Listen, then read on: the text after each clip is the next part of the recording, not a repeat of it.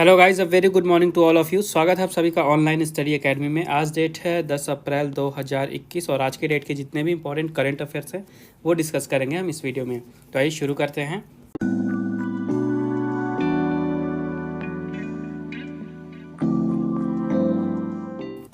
तो आज का पहला अपडेट है CRPF valour day was observed on 9 April. CRPF वीरता दिवस 9 अप्रैल को मनाया गया। तो हर साल भारत में 9 अप्रैल को सीआरपीएफ वेलोर डे या शौर्य दिवस के रूप में मनाया जाता है और ये दिन मनाया जाता है जो सीआरपीएफ के जवान हैं उनको ट्रिब्यूट पे करने के लिए। तो इस साल 56वां सीआरपीएफ वेलोर डे मनाया गया है। और एक्चुअली में हुआ क्या था, 1965 में पाकिस्तान की आर्मी की एक छोटी सी टुकड़ी जो है ये गुजरात के कच्छ में सरदार पटेल पोस्ट है वहाँ पे घुसपैठ कर रही थी। तब वहाँ पे सीआरपीएफ के जवानों ने उनको बुरी तरह से हराया था। वहाँ पे 34 पाकिस्तानी सोल्जर्स को किल किया था उन्होंने और 4 को अलाइव कैप्चर किया था। तो तब से उसी दिन की याद में हर साल उनकी वीरता के लिए सीआरपीएफ वीरता दिवस मनाया जाता है 9 अप्रैल को। बात करते हैं सीआरपीएफ की, तो इसका फुल फॉर्म होता है सेंट्रल रिजर्व पुलिस फोर्स। इसका हेडक्वार्टर है नई दिल्ली में। इसकी स्थापना हुई थी 1939 में और यहाँ के डायरेक्टर जनरल हैं कुलदीप सिंह। नेक्स्ट अपडेट है international Roma day was observed on 8 अप्रैल। अंतर्राष्ट्रीय रोमा दिवस 8 अप्रैल को मनाया गया। तो हर साल पूरे विश्व भर में अंतर्राष्ट्रीय रोमा दिवस या इसे एक और नाम से जाना जाता है इंटरनेशनल रोमानी डे, इसे मनाया जाता है 8 अप्रैल को। और ये दिन क्यों मनाया जाता है, तो रोमानी पीपल्स होते हैं। ओके, रोमानी एक तरह के ग्रुप ऑफ पीपल्स हैं जिनका ओरिजिन जो है नॉर्दर्न इंडिया में हुआ था और अब ये ज़्यादातर यूरोप में रहते हैं। ओके, ज़्यादातर यूरोप में रहते हैं।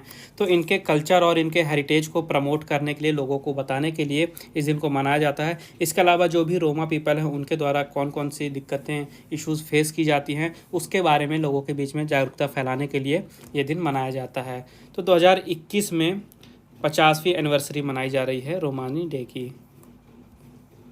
नेक्स्ट अपडेट है prime minister Narendra Modi has released Hindi translation of the book Odisha इतिहास। प्रधानमंत्री नरेंद्र मोदी जी ने उड़ीसा इतिहास पुस्तक का हिंदी अनुवाद जारी किया है। तो एक पुस्तक है जिसका नाम है उड़ीसा इतिहास और ये पुस्तक लिखी गई उत्कल केसरी के नाम से जाने जाने वाले हरि कृष्णा मेहताब जी के द्वारा। तो इस बुक का भी हाल ही में हिंदी ट्रांसलेशन रिलीज़ किया गया है भारत के प्रधानमंत्री नरेंद्र मोदी जी के द्वारा। ओके, नाम आपको याद रखना है पुस्तक का भी, राइटर का भी और मोदी जी का भी। तो ये जो बुक है इसको नई दिल्ली में अंबेडकर इंटरनेशनल सेंटर में रिलीज़ किया गया है। नेक्स्ट अपडेट है मनोज सिन्हा हैज़ लॉन्च्ड हमारी सड़क एंड तामीर तरक्की एप्लीकेशन। मनोज सिन्हा जी ने हमारी सड़क और तामीर तरक्की नामक एप्लीकेशंस लॉन्च किए हैं। तो मनोज सिन्हा जी लेफ्टिनेंट गवर्नर हैं जम्मू और कश्मीर के और वहाँ पे उन्होंने अभी हाल ही में जम्मू और कश्मीर के लोगों के लिए 2 एप्लीकेशंस लॉन्च की है। एक एप्लीकेशन का नाम है हमारी सड़क और दूसरी एप्लीकेशन है तामीर तरक्की। दोनों एप्लीकेशंस के नाम आपको याद रखने हैं। तो हमारी सड़क एप्लीकेशन से होगा क्या कि जो भी रेसिडेंट्स हैं उनको, जो भी पीडब्ल्यूडी है वहाँ का यानी पब्लिक वर्क डिपार्टमेंट है, तो उससे रिलेटेड जो भी इश्यूज़ हैं वहाँ पे वो अपने इश्यूज़ रजिस्टर करा सकते हैं, कंप्लेंट रजिस्टर करा सकते हैं। इसके अलावा अगर वहाँ पे उन्होंने पहले से ही कोई कंप्लेंट रजिस्टर करा के रखी है तो उसको ट्रैक भी कर सकते हैं उसमें क्या काम किया जा रहा है। इसके अलावा जो दूसरी एप्लीकेशन है तामीर तरक्की, इसका काम क्या होगा, तो जो भी वहाँ के गवर्नमेंट के द्वारा लोगों के लिए अलग अलग टाइप के डेवलपमेंट प्रोजेक्ट्स लाए जाएंगे तो इस एप्लीकेशन के थ्रू उस डेवलपमेंट प्रोजेक्ट्स का सुपरविज़न किया जा सकता है। तो जो भी फील्ड स्टाफ होंगे वहाँ पे जो भी डेटा होगा उस प्रोजेक्ट का उसको अपडेट करेंगे और उसी के बेसिस पे उन डेवलपमेंट प्रोजेक्ट्स का सुपरविज़न किया जाएगा तामीर तरक्की एप्लीकेशन से। तो बात करते हैं जम्मू और कश्मीर की, तो इसको यूनियन टेरिटरी का स्टेटस मिला था 31 अक्टूबर 2019 को। लेफ्टिनेंट गवर्नर है मनोज सिन्हा जी। समर की कैपिटल है श्रीनगर और विंटर की कैपिटल है जम्मू। नेक्स्ट अपडेट है India Bahrain high joint commission meeting held recently in New Delhi. हाल ही में नई दिल्ली में भारत बहरीन उच्च संयुक्त आयोग की बैठक हुई है। तो हाल ही में भारत और बहरीन के बीच में हाई जॉइंट कमीशन की मीटिंग हुई थी। कहाँ पे हुई थी? नई दिल्ली में। ओके, तो इस मीटिंग की सह अध्यक्षता की भारत के external affair minister S Jaishankar ji ने और उनके साथ ही बहरीन के external affair minister doctor Abdullatif bin Rashid Al Zayani ने। ओके, दोनों के नाम आपको याद रखना है। तो इस मीटिंग में भारत और बहरीन दोनों ही कंट्री एग्री हुए हैं कि जो उनके बीच में energy, infrastructure, health, defence, digital sector में जो कोऑपरेशन चल रहा है, सहयोग चल रहा है, उसको और भी ज़्यादा बढ़ाया जाएगा। उसके अलावा जो वहाँ पे रीजनल सिचुएशंस चल रही हैं दोनों देशों पे, उस पर भी रिव्यू किया गया और ये डिसाइड किया गया कि और भी नए नए क्षेत्रों में भारत और बहरीन मिल के एक साथ सहयोग करके काम करेंगे। बहरीन की कैपिटल है मनामा। यहाँ के प्राइम मिनिस्टर और क्राउन प्रिंस है सलमान बिन हमद अल खलीफा और करेंसी है बहरैनी दिनार। नेक्स्ट अपडेट है India Maldives joint working group on counter terrorism was held recently. हाल ही में काउंटर टेररिज्म पर भारत मालदीव की संयुक्त कार्यदल बैठक आयोजित की गई थी। तो अभी हाल ही में भारत और मालदीव के बीच में काउंटर टेररिज्म यानी कि आतंकवाद विरोधी वर्किंग ग्रुप की एक मीटिंग हुई थी और वहाँ पे भारत के साइड को रिप्रेजेंट किया। भारत के जो एक्सटर्नल अफेयर मिनिस्ट्री है वहाँ के जो सेक्रेटरी हैं वेस्ट के मिस्टर विकास स्वरूप जी, वहाँ पे इन्होंने भारत के साइड का प्रतिनिधित्व किया। उसके अलावा जो मालदीव की साइड है उसको वहाँ पे रिप्रेजेंट किया जो वहाँ के फॉरेन सेक्रेटरी हैं मिस्टर अब्दुल गफूर मोहम्मद ने। ओके, तो यहाँ पे दोनों ही कंट्रीज़ ने जो टेररिज्म है चाहे वो किसी भी फॉर्म में हो, क्रॉस बॉर्डर टेररिज्म है, तो सबका यहाँ पे आलोचना किया गया और ये डिसाइड किया गया कि क्या ज़रूरी कदम उठाने हैं ताकि दोनों ही देशों में जो आतंकवाद है उससे लड़ा जा सके, उसको रोका जा सके। उसके अलावा ये भी बताया गया कि किस तरह से आपस में कोऑपरेट करके दोनों ही देश आपस में जो उनके रिलेशन है उसको मजबूत कर सकते हैं और टेररिज्म के खिलाफ लड़ सकते हैं नेशनल और इंटरनेशनल लेवल दोनों पे। बात करते हैं मालदीव की, तो यहाँ की कैपिटल है माले, करेंसी है मालदीवियन रुपया और प्रेसिडेंट है यहाँ के इब्राहिम मोहम्मद सोली। नेक्स्ट अपडेट है virtual summit between India and Netherlands was held recently to discuss bilateral cooperation. हाल ही में द्विपक्षीय सहयोग पर चर्चा करने के लिए भारत और नीदरलैंड के बीच आभासी शिखर सम्मेलन हुआ। तो अभी हाल ही में भारत के प्रधानमंत्री नरेंद्र मोदी जी और जो नीदरलैंड के प्रधानमंत्री हैं मार्क रूटे, उनके बीच में एक वर्चुअल समिट हुआ था और ये समिट कराया गया था दोनों ही देशों के बीच में बायलैटरल कोऑपरेशन यानी कि द्विपक्षीय सहयोग पर चर्चा करने के लिए। तो दोनों ही देशों ने यहाँ पे जो उनके रिलेशन है उसके बारे में रिव्यू किया, कौन कौन से क्षेत्र में जो मिलके कोऑपरेट करके काम कर रहे हैं भारत और नीदरलैंड, उस पर रिव्यू किया गया, किस तरह से उसे और भी ज़्यादा बेहतर बनाया जा सकता है। इसके अलावा दोनों ही देशों के जो म्यूचुअल इंटरेस्ट के ग्लोबल और रीजनल इश्यूज़ हैं उसके बारे में भी डिस्कशन किया गया, वहाँ पे बातें एक्सचेंज की गई। बात करते हैं नीदरलैंड्स की, तो यहाँ की कैपिटल है एम्स्टरडैम, प्राइम मिनिस्टर है मार्क रूटे और करेंसी है यूरो और साथ में US डॉलर भी वहाँ चलता है। नेक्स्ट अपडेट है Ahmadou Mahamadou appointed as new prime minister of Niger. Ahmadou Mahamadou को नाइजर का नया प्रधानमंत्री नियुक्त किया गया है। तो ये हैं अहोमोदो महामदो और हाल ही में जो नाइजर के प्रेसिडेंट हैं मोहम्मद बोजूम, मोहम्मद बोजूम, उन्होंने इन्हें नाइजर के नए प्राइम मिनिस्टर के रूप में नियुक्त किया है। तो आपको नाम याद रखना है।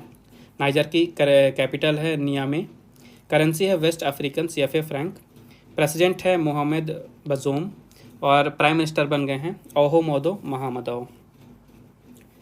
नेक्स्ट अपडेट है Ramesh Pokhriyal Nishank has launched implementation plan सार्थक। रमेश पोखरियाल निशांक जी ने कार्यान्वयन योजना सार्थक लॉन्च किया है। तो रमेश पोखरियाल निशांक जी भारत के यूनियन एजुकेशनल मिनिस्टर हैं और हाल ही में उन्होंने 2 चीज़ें लॉन्च की हैं। रिसेंट में उन्होंने माई NEP 2020 प्लेटफॉर्म लॉन्च किया था और अभी हाल ही में उन्होंने एक इम्प्लीमेंटेशन प्लान सार्थक जिसे कहा गया है इसे लॉन्च किया गया है। तो सबसे पहले माई NEP 2020 क्या है ये देखिए। तो ये एक ऐसा प्लेटफॉर्म है जिसे लॉन्च किया गया है जहाँ पे जो भी स्टेक होल्डर हैं नई एजुकेशन पॉलिसी के, उनके द्वारा जो भी कंसल्टेशन होंगे उसको रिसीव किया जाएगा। उसके अलावा जो टीचर्स के अंदर स्किल डेवलपमेंट के लिए अलग अलग टाइप की पॉलिसी बनाई जाएंगी, तो उसके लिए यहाँ पे कंसल्टेशन लिया जाएगा स्टेक होल्डर से। और जो सार्थक है इसका फुल फॉर्म है students and teachers holistic advancement through quality education, आपको फुल फॉर्म याद रखना है। और ये जो प्लान है ये एक इम्प्लीमेंटेशन प्लान है जिसे लॉन्च किया गया है स्कूल एजुकेशन के लिए, मतलब किस तरह से भारत में स्कूल एजुकेशन को और भी बेहतर बनाया जा सकता है। और ये जो प्लान है इसको डेवलप किया गया है department of school education and literacy के द्वारा। तो आपको सबसे ज़्यादा इंपॉर्टेंट है यहाँ पे सार्थक का नाम और उसका फुल फॉर्म। नेक्स्ट अपडेट है Bangladesh will host men's hockey Asian champions trophy. Bangladesh पुरुषों की हॉकी एशियाई चैंपियंस ट्रॉफी की मेज़बानी करेगा। तो आपको टूर्नामेंट का नाम याद रखना है men's hockey Asian champions trophy. कहाँ पे ऑर्गेनाइज़ किया जाएगा, ये बांग्लादेश में होगा। एक्चुअली में बांग्लादेश की कैपिटल में खेला जाएगा ये टूर्नामेंट, ढाका में है और ये टूर्नामेंट खेला जाएगा 1 अक्टूबर से 9 अक्टूबर तक। बांग्लादेश की कैपिटल ढाका में। तो ये एक बाई एनियल टूर्नामेंट है यानी कि हर 2 साल में एक बार होता है और इसको ओरिजिनली शेड्यूल किया गया था नवंबर 2020 में, लेकिन पेंडेमिक के कारण ये डिले हो गई और 2021 में से पोस्टपोन कर दिया गया था। तो अब ये 1 से 9 अक्टूबर 2021 तक ढाका में खेली जाएगी। तो इस साल ये इसका 6वां संस्करण होगा और यहाँ पे Bangladesh, Japan, India, Pakistan, Korea और मलेशिया की टीम पार्टिसिपेट करेंगी। तो बांग्लादेश की बात करते हैं, कैपिटल यहाँ की ढाका, प्राइम मिनिस्टर हैं शेख हसीना, प्रेसिडेंट हैं अब्दुल हामिद और करेंसी है टका। नेक्स्ट अपडेट है FIFA has suspended Pakistan and Chad football federations. FIFA ने पाकिस्तान और चार फुटबॉल संघों को निलंबित कर दिया है। तो फीफा आप सभी को पता है पूरे विश्व भर में जो फुटबॉल की गवर्निंग बॉडी है, उन्होंने अभी हाल ही में 2 देशों का जो वहाँ का फुटबॉल का संघ है उसको निलंबित कर दिया है। एक है पाकिस्तान फुटबॉल फेडरेशन कप और दूसरा है चार्डियन फुटबॉल एसोसिएशन। तो दोनों ही देशों के फुटबॉल संघों को निलंबित कर दिया गया है वहाँ पे आउटसाइड इंटरफेरेंस के कारण। ओके, तो फीफा का फुल फॉर्म का बात करें तो ये है फेडरेशन इंटरनेशनल दे फुटबॉल एसोसिएशन। इसकी स्थापना पेरिस में हुई थी 1904 में और प्रेजेंट में इसका हेडक्वार्टर है स्विट्ज़रलैंड के ज्यूरिच में और 211 मेंबर्स हैं यहाँ पे। प्रेसिडेंट हैं यहाँ के जियानी इन्फेंटिनो। नेक्स्ट अपडेट है Dutee Chand will receive Chhattisgarh government's Veerni award. Dutee Chand को छत्तीसगढ़ सरकार का वीरनी पुरस्कार मिलेगा। तो ये हैं दुती चंद और भारत की स्प्रिंटर हैं ये, और हाल ही में ये डिसाइड किया गया है कि छत्तीसगढ़ गवर्नमेंट का एक अवार्ड है वीरनी अवार्ड, इस वीरनी अवार्ड से दुती चंद को सम्मानित किया जाएगा। तो ये जो अवार्ड है ये छत्तीसगढ़ सरकार की तरफ से दिया जाता है और ये अवार्ड दिया जाता है भारत की उन महिलाओं को जो किसी भी क्षेत्र में कुछ अलग आउटस्टैंडिंग काम करती हैं। इसमें स्पोर्ट्स का फील्ड भी शामिल है। तो 2019 में ये जो दुती चंद हैं इन्होंने गोल्ड मेडल जीता था वर्ल्ड यूनिवर्सिटी गेम्स जो कि इटली में हुए थे वहाँ पे, और ये पहली भारतीय महिला बनी थी वहाँ पे उस टूर्नामेंट में गोल्ड मेडल जीतने वाली। तो इस कारण से इन्हें ये अवार्ड दिया जा रहा है। ये उड़ीसा से हैं और इसके अलावा इनके पास नेशनल रिकॉर्ड भी है। 100 मीटर में इन्होंने 11.22 सेकंड्स का नेशनल रिकॉर्ड बना के रखा हुआ है। ओके, बात करते हैं छत्तीसगढ़ की। तो यहाँ की कैपिटल है रायपुर, चीफ मिनिस्टर हैं भूपेश बघेल और गवर्नर हैं अनुसुईया उइके।